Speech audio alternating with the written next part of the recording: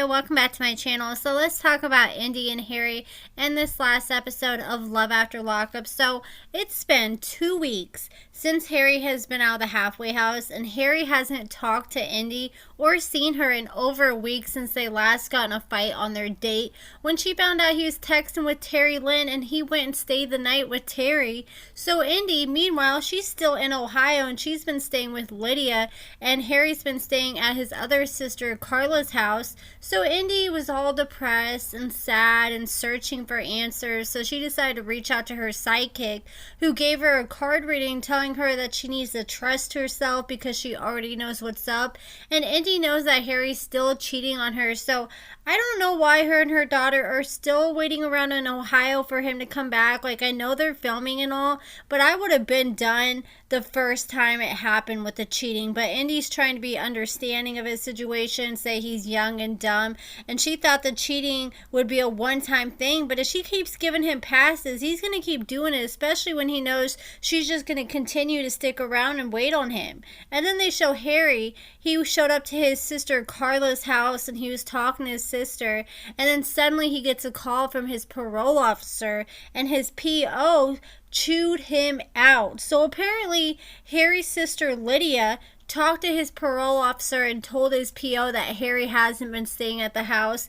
And we all remember the last time Harry talked to his PO, he told him that he had to spend every single night at Lydia's house and be home by 10 p.m. every single night, and he hasn't been doing that at all. So Lydia told Harry's parole officer that she wanted to pull her address off Harry's home plan since he hasn't been staying there. So the parole officer demanded an address for Harry so he could know where Harry is and show up and make sure Harry's there answering the door for him. And meanwhile, like, Harry's getting chewed out by the PO, and this is like something super serious, and Harry's just smiling like this is all one big joke.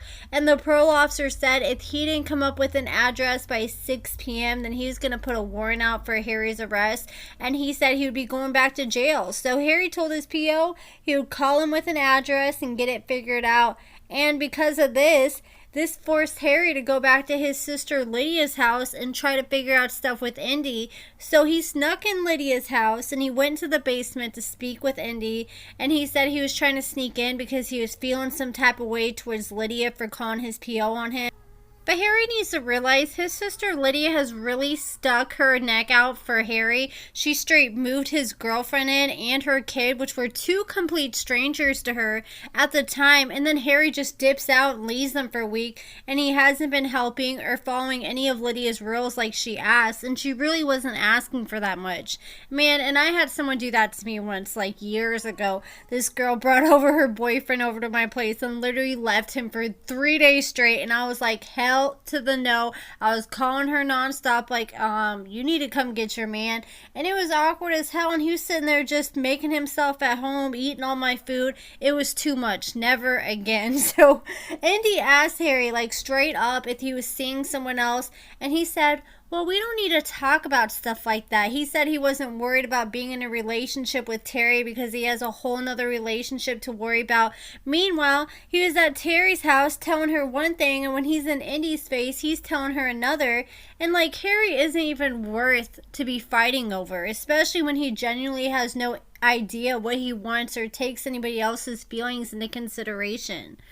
Like, I just don't understand how these two grown women are fighting over a grown man who doesn't have a job, he doesn't have no money, he probably has bad credit, he's a felon, like he literally has nothing to offer but some D, and that is just not worth it.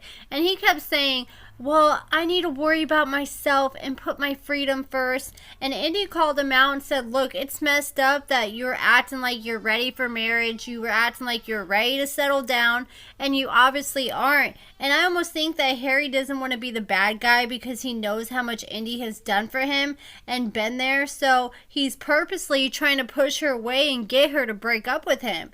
And then Harry went on a pity party saying no one puts themselves in his shoes and looks at what he's going through.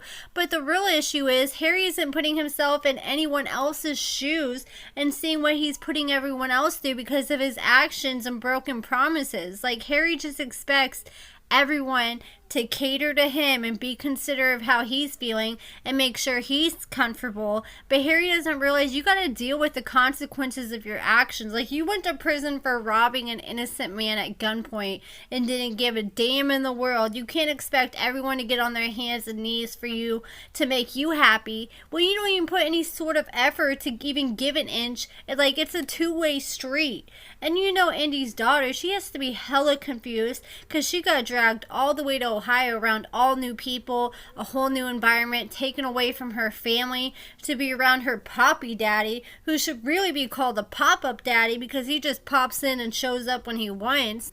And it's just not setting a very good example for her daughter, because the kind of love you show your daughter with your boyfriend or with your husband, your daughter's gonna look at and she's gonna grow up and find a man like that. And the last thing Indy wants her daughter to do is grow up and find somebody like Harry. So Harry said that it isn't right that Indy's trying to manipulate him into thinking what he's doing is wrong, and he doesn't have the right to do whatever he wants. And it's like, man, if you want that kind of freedom, then be single. But it's not fair to her to just keep stringing her along when obviously that's not what you want. Like, you want to live a single life, then be single. But you can't be mad when someone else is invested in you, because you're the one who chose that and chose to have a relationship with them. Like, Harry just wants to have his cake and eat it too, and he doesn't want to deal with the consequences of his actions.